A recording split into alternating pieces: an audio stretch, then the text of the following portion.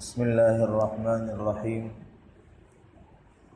حضرت سہل رضی اللہ تعالی عنہ روایت کرتے ہیں کہ رسول کریم صلی اللہ علیہ وسلم نے فرمایا، جب تک لوگ افطار میں جلدی کرتے رہیں گے بھلائی کے ساتھ رہیں گے۔ دوسری حدیث میں حضرت عمر رضی اللہ تعالی عنہ سے روایت ہے، فرماتے ہیں کہ رسول اللہ صلی اللہ علیہ وسلم نے فرمایا، جب ادھر سے رات آئے یعنی مشرق کی جانب سے رات کی سیاہی بلند ہو اور ادھر مغرب سے دن جائے اور سورج پورا ڈوب جائے تو سمجھو کہ روزہ دار نے افطار کیا۔ یہ دو حدیث مبارکہ ہیں، اس کے اندر یہ بات سمجھائی گئی ہے کہ جیسے ہی سورج ڈوب جائے اور سورج غروب ہو جائے تو فوراً ہی روزہ دار کو چاہیے کہ وہ روزہ افطار کر لے، اور فرمایا کہ لوگ اس وقت تک بھلائی پر رہیں گے جب تک وہ افطار میں جلدی کرتے رہیں گے۔ اس میں یہود و نصارہ اور شیعہ روافض ان کی مخالفت ہے۔ کل بھی یہ بات عرض کی گئی تھی کہ جو دین اسلام کے مخالف لوگ ہیں ان کی مخالفت ضروری ہے۔ یہود و نصارہ اور شیعہ روافض کا طریقہ یہ ہے کہ وہ مغرب کے وقت داخل ہونے کے بعد اتنی دیر انتظار کرتے ہیں کہ ستارے نظر آنے لگ جائیں، وہ دیر سے افطار کرتے ہیں۔ اسی لیے آپ علیہ الصلاۃ والسلام نے فرمایا، میری امت کے لوگ اس وقت تک بھلائی پر رہیں گے جب تک وہ افطار کرنے میں جلدی کرتے رہیں گے۔ پھر یہ بات سمجھائی کہ سورج چونکہ مشرق سے نکلتا ہے اور مغرب میں جا کے غروب ہوتا ہے، تو فرمایا جب سورج غروب ہونے لگتا ہے تو مشرق کی طرف سے سیاہی پھیلنے لگتی ہے، اور جب سورج غروب ہو جاتا ہے تو وہ سیاہی مغرب تک چلی جاتی ہے، درمیان میں نہیں ہوتی، اطراف میں ہوتی ہے، اطراف میں پھیلتی ہے وہ سیاہی، اور جیسے سورج غروب ہوتا ہے وہ سیاہی جو ہے وہ مغرب تک چلی جاتی ہے۔ تو یہ نشانی کے طور پر بتایا کہ جتنا جلدی ہو سکے اتنا جلدی افطار کیا جائے، اور مخالفت کر کے مسلمان کو چاہیے اور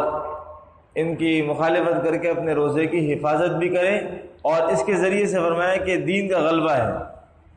دین کو بھی اللہ تبارک و تعالیٰ، کیونکہ جب دین کی حفاظت ہوتی ہے تو بے دین کی جو لوگ بے دین ہیں اور دوسرے دین والے ہیں ان کی مخالفت ہوتی ہے، اس کے ذریعے سے دین کی فوقیت حاصل ہوتی ہے۔ اور دوسری حدیث میں فرمایا، جو حضرت ابو ہریرہ رضی اللہ تعالی عنہ سے روایت ہے، فرماتے ہیں کہ رسول کریم صلی اللہ علیہ وسلم نے فرمایا، اللہ تبارک و تعالیٰ کا ارشاد ہے کہ میرے بندوں میں مجھے سب سے زیادہ پیارا اور وہ بندہ ہے جو وقت ہو جانے پر افطار میں جلدی کرے، جو وقت ہو جانے پر افطار میں جلدی کرے۔ اس حدیث میں اللہ کے رسول علیہ الصلاۃ والسلام نے فرمایا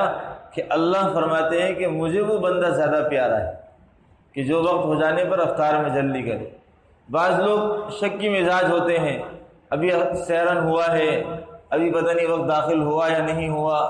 اور انتظار کرتے ہیں کہ بھئی اذان ہو جائے تو پھر جا کر کے افطار کریں گے، اور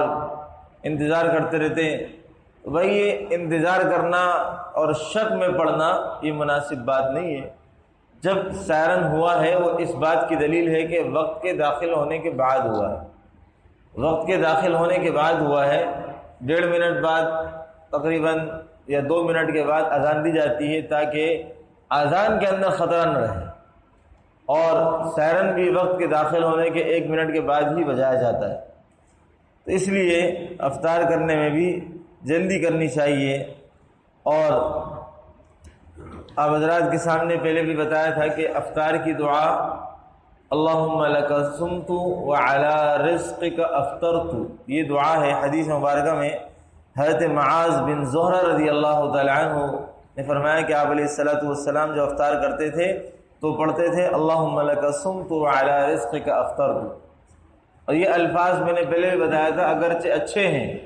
اللہم انی لک صمت وبک آمنت وعلیک توکلت، مگر یہ حدیث سے ثابت نہیں ہے،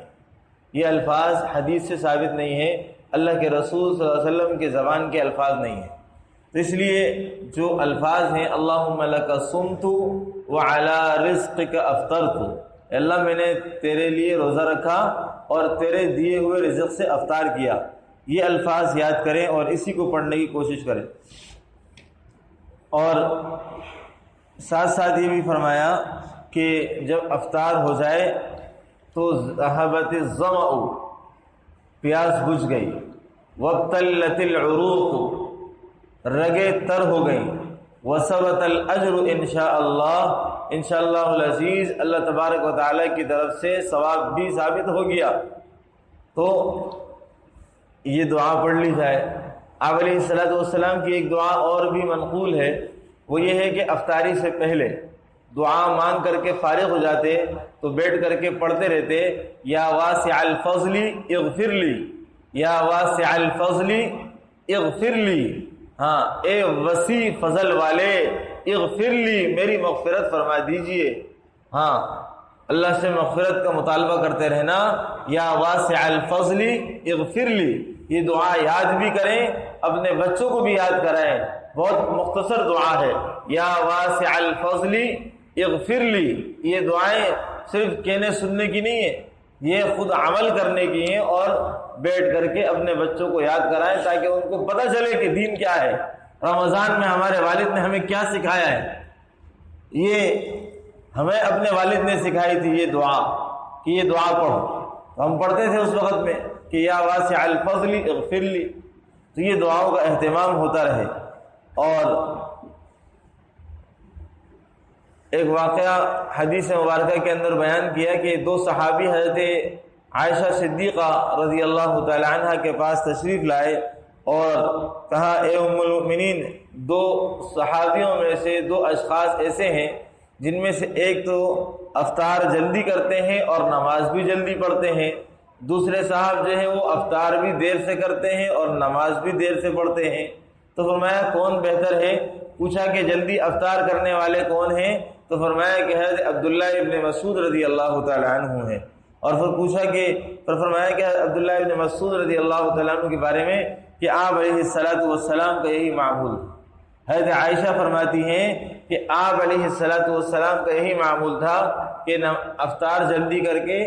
نماز بھی جلدی پڑھتے تھے۔ دوسرے صحابی حضرت ابو موسیٰ اشعری رضی اللہ تعالی عنہ ہیں، فرمایا کہ یہ کسی مصلحت کے تحت تھوڑا دیر سے افطار کر کے دیر سے نماز پڑھتے تھے۔ تو بہرحال حضرت عائشہ صدیقہ رضی اللہ تعالی عنہا نے آپ علیہ السلام کا معمول ہے عبداللہ ابن مسعود کے بارے میں فرمایا، اور عبداللہ ابن مسعود رضی اللہ تعالی عنہ عالم بھی ہیں، فقیہ بھی ہیں، تو ان کا عمل بھی جو ہے وہ سنت سے قریب ہے، تو ہمیں بھی اس پر عمل کرنا چاہیے۔ اللہ تبارک و تعالی جو ہے جو کہا گیا سنا گیا اس پر عمل کرنے کی توفیق نصیب فرمائے۔